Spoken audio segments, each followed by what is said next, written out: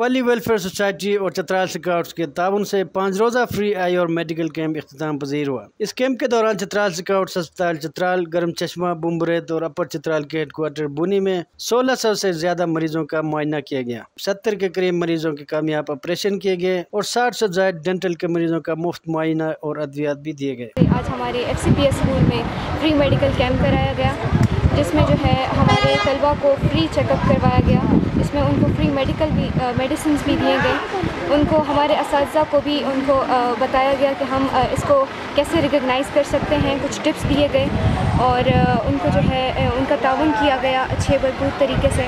ہم نے انہیں بتایا کہ آپ ضروری نہیں ہے کہ بار بار ڈاکٹرز آئیں اور آپ کو بتائیں، آپ سیکھیں اور کم از کم آنکھوں کے پروٹیکشن کے بارے میں آپ اپنے گھر والوں کو، اپنے بہن بھائیوں کو اور اپنے محلے والوں کو خود اسکرین آؤٹ کر سکتے ہیں۔